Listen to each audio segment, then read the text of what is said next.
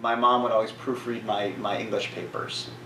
And I think that's really important. And I consider myself and as you know, I've written some books and consider myself a good writer. And I think a lot of that is due to my grandmother and my mom, who edited my papers all through high school.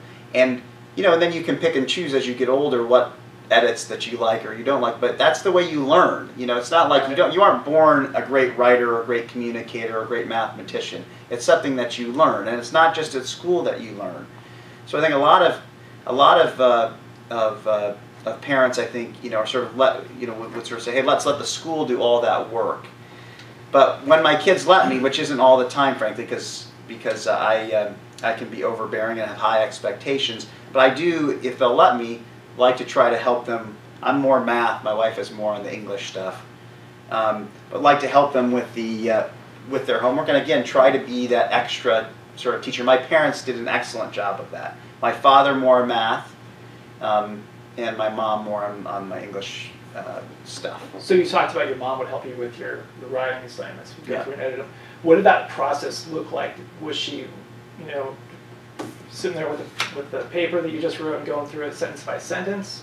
Was it like a really kind of a hand-holding thing like that, so that it was really specific, or was it more, did it look different than that? How did it look? Well, I would always do a first draft, and then she would sit down. She wouldn't, again, I think this is important. I don't do this perfectly with my kids, but she really required that I sit down next to her. If she was gonna put in this time, she wanted me to sit there with her. And she would read it, and she would suggest, changes or things. And she, you want it to be in the child's voice, and she was pretty, good about not being overbearing on that. But she might suggest, hey, this doesn't make sense to me, or what are you trying to say here, or here's a misspelling. This was back in the days where a lot of this was handwritten too, or early days of computer. We didn't have spell checkers as much.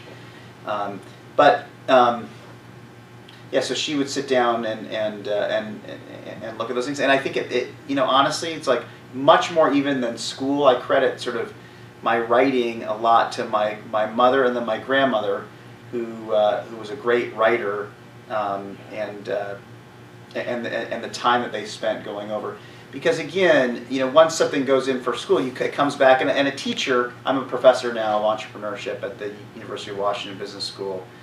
And I know, because I correct a lot of these business plans and other things. I mean, teachers, you're looking at a lot of different papers, especially if you're a teacher in a high school or elementary school or middle school.